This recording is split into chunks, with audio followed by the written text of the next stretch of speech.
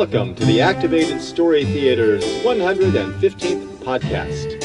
This episode, we bring you the story of Why Pigs Get Dirty from India.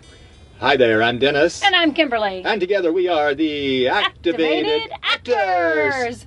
We are coming to you from Columbia, South Carolina. Which is somewhere in the middle of the state. It's the capital. It's the capital of the state. Pretty much smack dab center of South Carolina. Yep. We have been to Charleston, South Carolina since we last spoke with you. Spent quite a lot of time in the Charleston area, actually. We took a bike ride over a fabulous bridge and went exploring downtown the historic district of South Carolina. It was really odd, too, because we noticed when we got there, there was a whole bunch of couples that were, I would say, 65 plus, and they were all armed with a camera and didn't really seem to know each other or anything. Didn't look like they were part of a big group.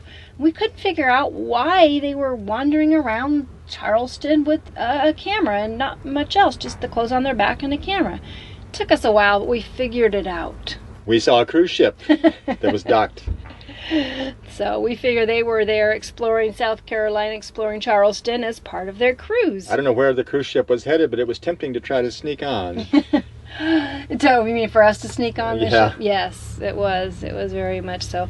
But enjoyed the town. Charleston's a good town to bike in, and also in the downtown area they have free shuttles. They have these old trolley car type shuttles that'll take you around. Yep. So we hopped on and just wanted to see where it would take us. And we spent some time on Edisto Island. Yes, we did. Which is north of Charleston, or is it south of Charleston? No, it is south of Charleston.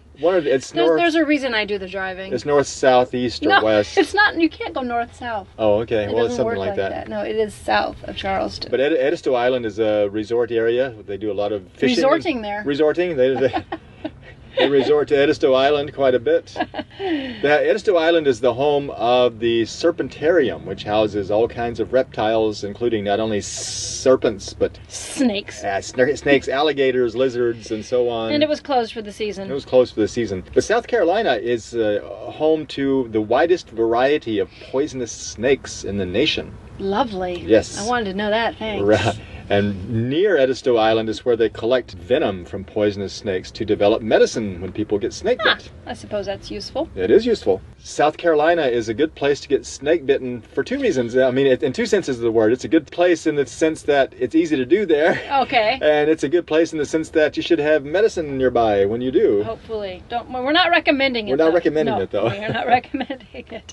Well, last time we were in Charleston, we did a little video, and I'll put a link to that so you can see it. In case you missed it last year, we did the Charleston in Charleston, and there is a video of it to prove it. Yes, we're stuck with it forever. So that's up on YouTube.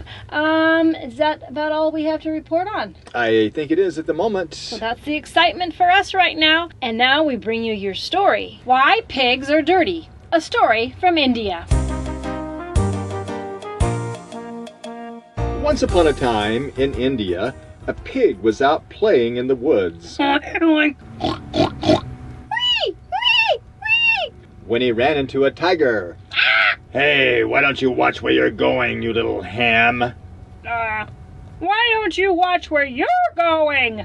I was running through, minding my own business, and you got in my way. Why, I'd devour you in one gulp if I wasn't already so full. Oh, yeah? Don't be fooled because I'm smaller than you. I could whoop you in a fair fight any day. Oh, really? I could teach you a lesson, Mr. Spam, if I wasn't so stuffed and sleepy. Lucky for you, I just had a huge meal. A tasty antelope and tourist sandwich. Oh, yeah? Well, you could just meet me here another day if you think you're so tough. Not a bad idea. I have no lunch plans for next Thursday. Why don't you meet me here at noon, and we'll see who's the tough guy and who's the tasty tidbit. Okay, you're on. See you then. Very well. And bring along some barbecue sauce, will you? So the little piggy went back to the pig village and told his fellow pigs about what had happened. They were not quite so thrilled. You've got to be kidding, Pork Chop. No, I'm not Bacon. I'm not gonna let Mr. Tiger push me around, even if he is bigger. You should have seen how yellow he was. Tigers always look kind of yellow. But this one was a real scaredy cat. He's supposed to meet me there again on Thursday, and then I'll show him who's the boss. Are you nuts? He'll gobble you up for sure. Don't be silly. He was so slow, he couldn't catch a mouse. But didn't you say that his belly was really full? Yeah, so? Well, there you are. He must have been sluggish just because he'd had such a big meal. If he comes back with an empty stomach, you'll be sausage for sure.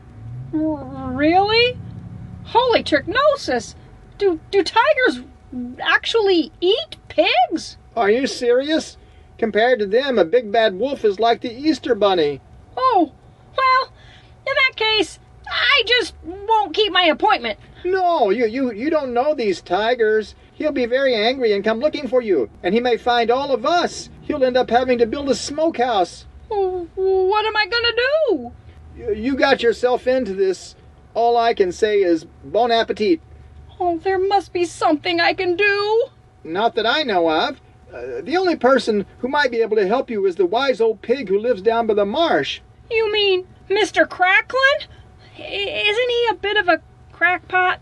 He used to live in tiger territory over in the tiger woods, and he's still alive, so maybe he can give you some advice.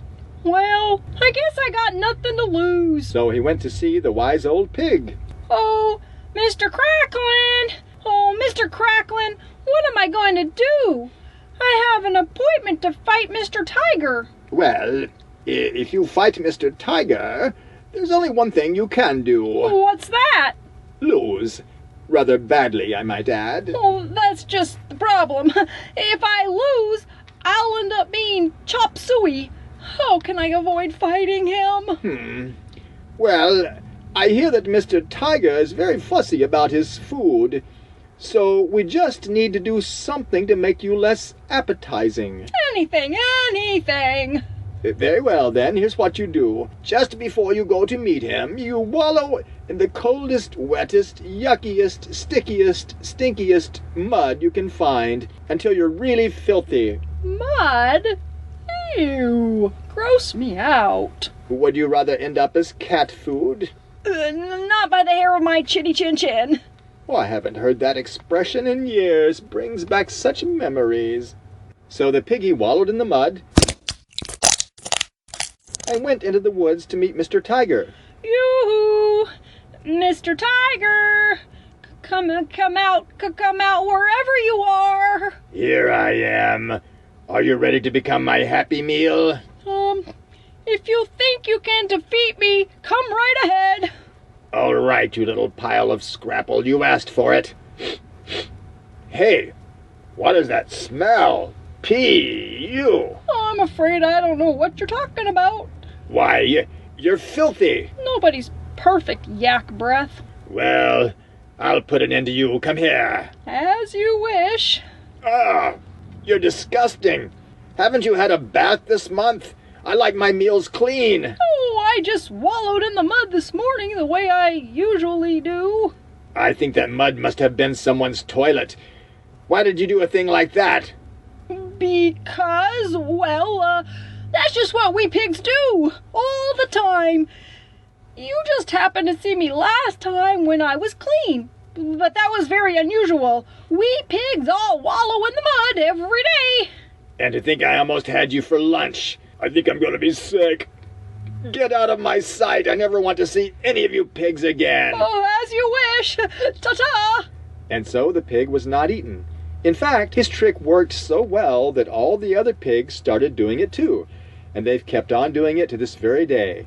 After all, they never know when there might be a tiger around somewhere. And that's the story of Why Pigs Are Dirty.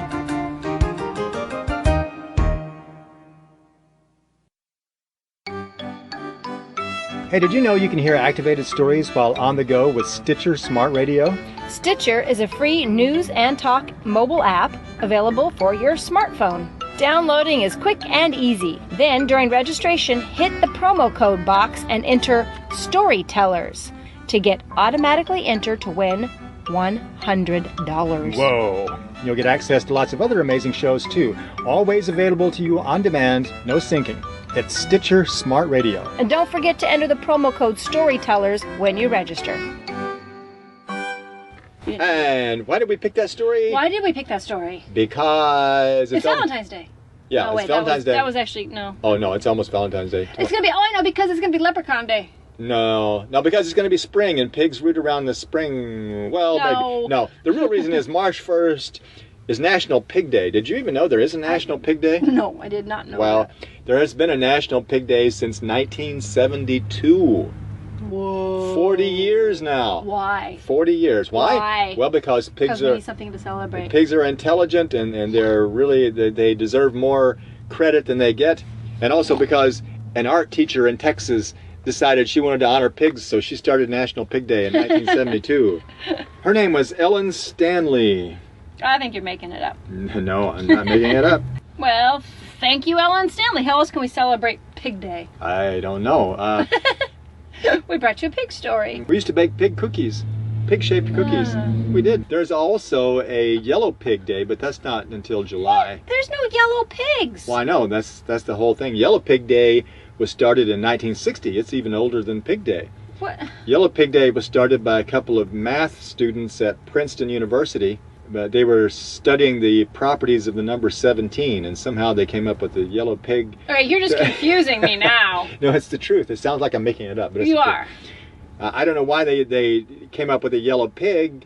I guess because they created a mythical yellow pig having 17 toes and 17 whiskers and whatever. But they got into really all kinds of things, pig calling contests and things like that. So they celebrate National Pig Day. Maybe nowhere else but Where? Princeton. Where? Maybe- Princeton actually celebrates National Yellow Pig Day. Or in- mathematicians everywhere do, July. I guess. July 17th, yes. Wow, those mathematicians are more fun than I realized. So we're on our way to Atlanta. In Atlanta, there is the Center for Puppetry, which we have visited in the past. Now, this time we're going to be going back and we're going to be taking a workshop. It's a very unusual workshop. We'll tell you more about it on the Yes. next podcast, I'm sure. But it sounds really interesting. It's not just puppetry. So we're moving out of South Carolina now after spending a couple of months here and heading back west. Yes, we're on our way to, we'll be going through Georgia and Alabama and Arkansas. That's all coming up next month. So we'll catch you later. Oink, oink. Activated Story Theater is committed to bringing fun, educational shows to schools and libraries nationwide.